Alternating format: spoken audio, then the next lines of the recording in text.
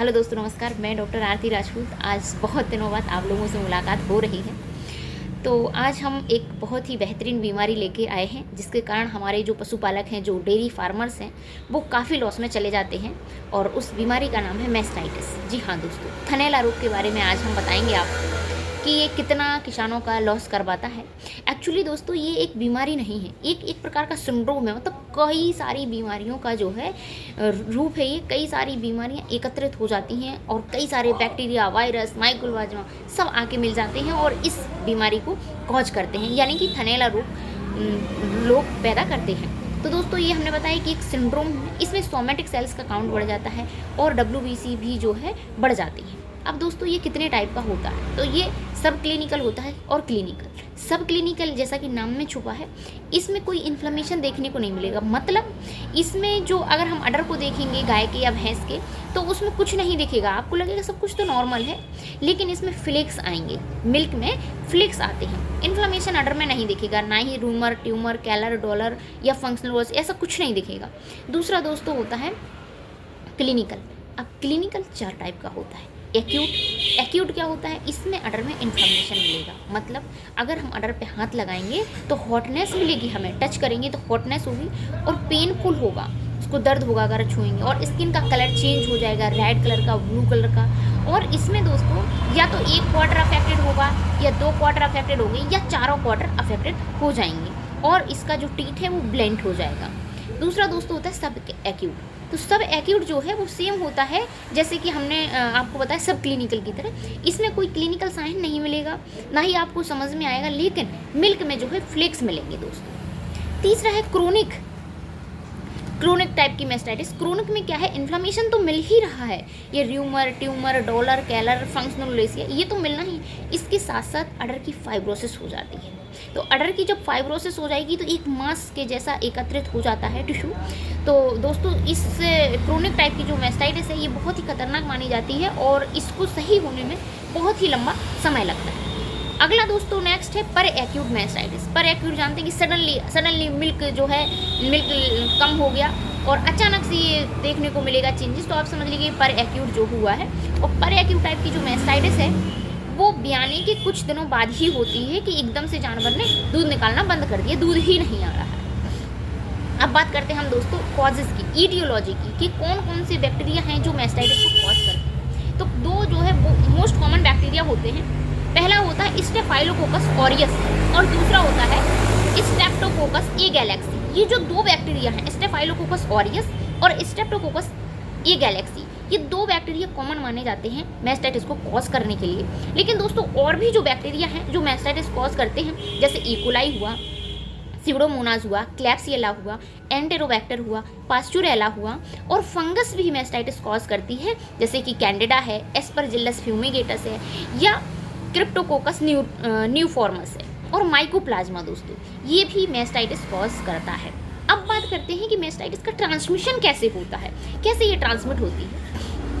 तो दोस्तों teeth canal के थ्रू फैलती है। कैसे? टीथ कैनाल के दौरान जैसे हमने क्या किया कि एनिमल से हम मिल्किंग कर रहे हैं, मिल्किंग हमने की और मिल्किंग करने के बाद जो है जानवर बैठ गया, तो हमने जब मिल्किंग की तो टीथ कैनाल जो थी वो खुली ही थी।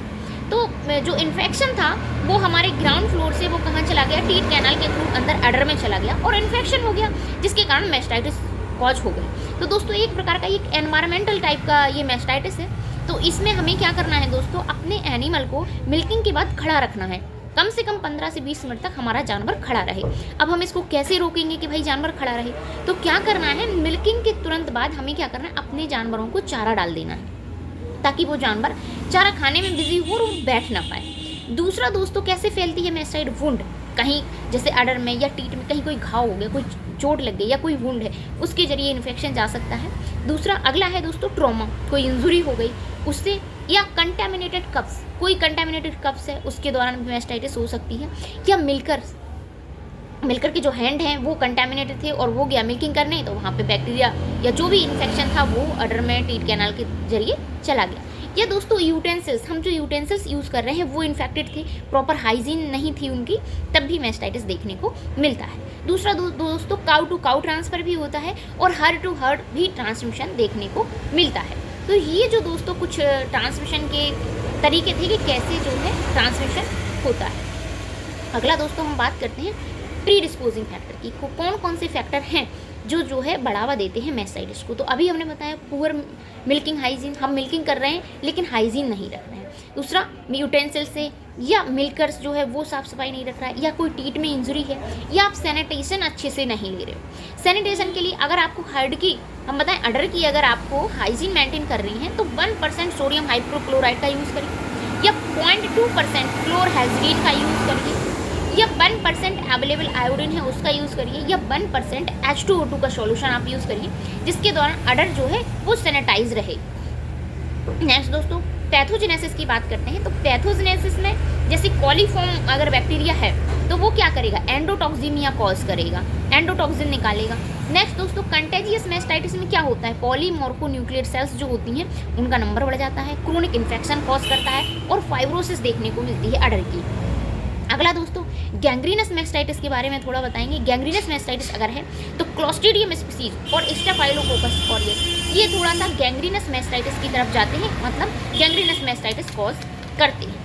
अब दोस्तों हमने आपको ऊपर बता दिया है, पहले ही बता दिया है कि क्लिनिकल मैस्टाइटिस जो होती है वो उसमें दो तरीके के चेंजेस मिलते हैं। एक तो चेंज आता है अडर में, दूसरा चेंज आता है मिल्क में। तो ये क्लिनिकल मैस्टाइटिस को पहचानने का बहुत आसान तरीका होता है। अडर में क्या क्या चेंज आते हैं, हॉट लगेगा, आपको टच करोगे, पेन होगा, स्किन का कलर रेड ब्लूइश हो जाएगा, और जो क्वार्टर है या तो एक क्वार्टर अफेक्टेड होगा या 2 या 3, और क्वार्टर की कभी कभी एट्रोफी भी हो जाती है और टीथ ब्लाइंड हो जाता है।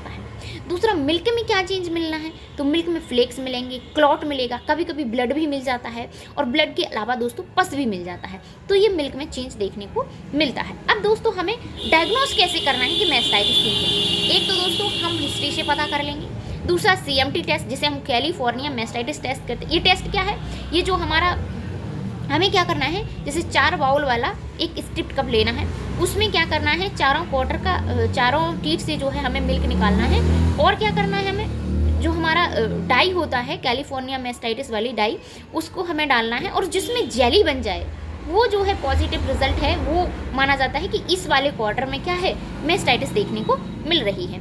अगला दोस्तों होता है व्हाइट साइड टेस्ट, नेक्स्ट होता है लिटमस टेस्ट। तो ये लिटमस पेपर वाला टेस्ट, तो ये जो है इन तरीके से हम डायग्नोस कर सकते हैं कि हमारे एनिमल को जो है मैस्टाइटिस हुआ है। नेक्स्ट दोस्तों ट्रीटमेंट की बात करते हैं। तो ट्रीटमेंट में एंटीबायोटिक थेरेपी लगानी है, इसमें जो पेनिसिलिन होता है, पेनिसिलिन ग्रुप की दवाइयाँ ये बेस्ट मानी जाती हैं। नेक्स्ट दोस्तों फ्लूइड थेरेपी होता है, नसेड चलवा सकते हैं, नसेड में फ्लूनिक्सिन मैग्लूडाइन बेस्ट रिजल्ट देती है। और दोस्तों रिमोनोटोरिक चलवाने हैं, इंट्रामेमरी इन्फ्यूजन भी हम डलवा सकते हैं, और टॉपिकल एप्लीकेशंस तो लगाना ही लगाना है। अडर हेल्थ सप्लीमेंट भी हमें साथ में चलवाने हैं। तो ये सारी चीज़ें जो है जब हम चलवाएंगे तो मैस्टाइटिस जो है क्योर हो जाएगी। तो दोस्तों मैस्टाइटिस कुछ नहीं है, सिंपली अगर आप अपने जानवर को प्रिवेंट कर रहे हैं, किससे, हाइजीन से बचा रहे हैं, आप एनवायरमेंटल स्ट्रेस से अपने एनिमल को बचा रहे हैं और हाइजीन अच्छे से मेंटेन कर रहे हैं, तो दोस्तों ये काफ़ी हद तक मैनेज रहेगी। बहुत बहुत धन्यवाद दोस्तों, बने रहिए हमारे साथ, ऐसे ही नॉलेजेबल चीज़ें हम आपको बताते रहेंगे।